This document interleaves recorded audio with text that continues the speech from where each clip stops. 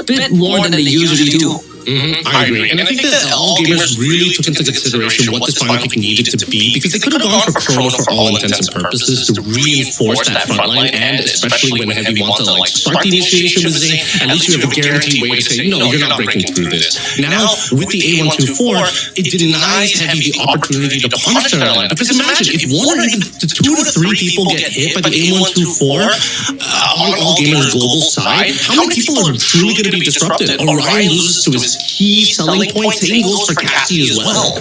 Yep. I think in this case for Heavy, they have to really rethink their approach, right? Because usually you can have the Ignis, like what BRE showed us. They throw the firewall and have Chrono protect the front. A124 stops that. Well, with that being said, let's go into a quick interview for our very first map of the game between these two great teams before we jump on in to the game. มั่นใจเพราะว่าซ้อมมาดีเตรียมตัวมาดีครับ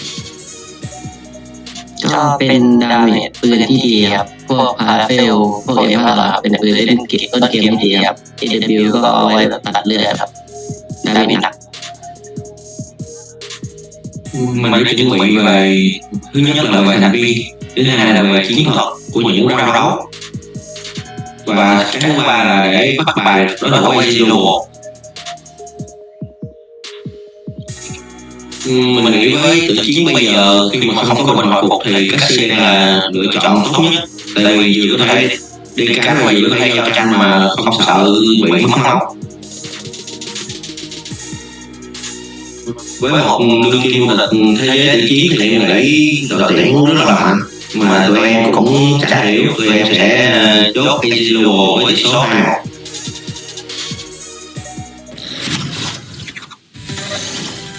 And Heavy are here to prove it on Bermuda. They want to turn this into a 2-1. They want to show that Heavy ain't just some other team. If you're going to drag him, just know that it's going to be through the dirt with you.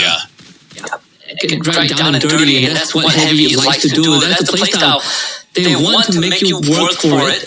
Standard opener, of course, on the pistols. Heavy seems to be more content with taking up a majority of the space. Got the push being thrown on Team SR with the right just to ping out the locations of the Heavy members to allow his teammates to aggress fast around the corner. Damn, time turner just enough, but gets knocked down by Orion's Siphon. Still, traders come through. They took out the A124, and without utility denial, Heavy has a chance to push on forward. Nameless tries to hold on. It's just him alone, and he wasn't able to pull through. Heavy wins the pistol. Heavy is absolutely right. They know exactly what they're doing here.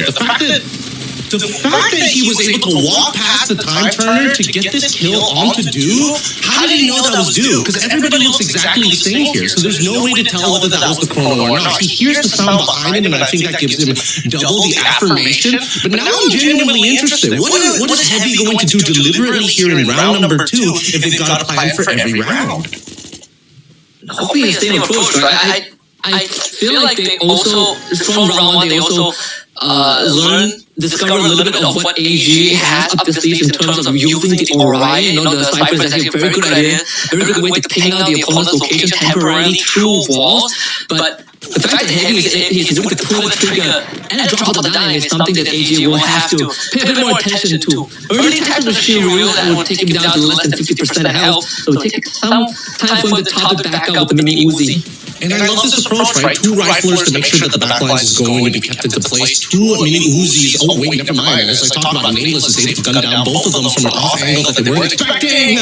Here by the mid.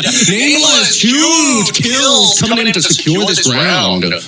I believe that's an ace from Nameless. He was just uncontested the entire round.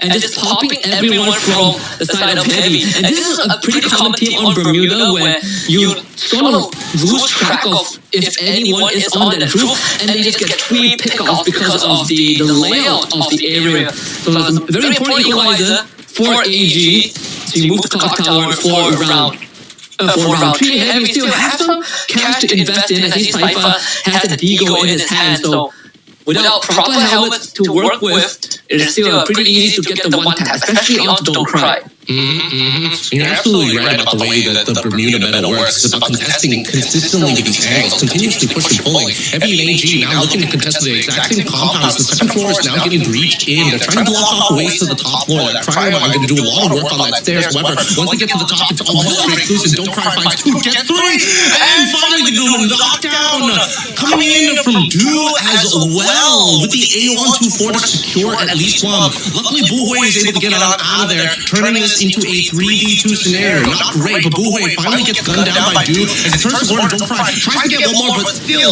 enough resources. The last one in the arsenal. Team SR down to the count, and it's all Du by himself. It's gonna have a lot of work to accomplish this time. Both members of Heavy basically full health, and for Du, no one makes it work with stuck on the second floor, and Vault has 2 walls underneath it, only making it harder for Du to identify where the members of Heavy are going to be at. So he needs to find this isolated fight, and Heavy is doing a very good job of not giving it to him. Always stack up as 2, so that you always have someone to exchange fire. Du, through the window, gets taken down by Don't Cry. Heavy will retake the lead. Great awareness. They heard the sound of the Vault as well as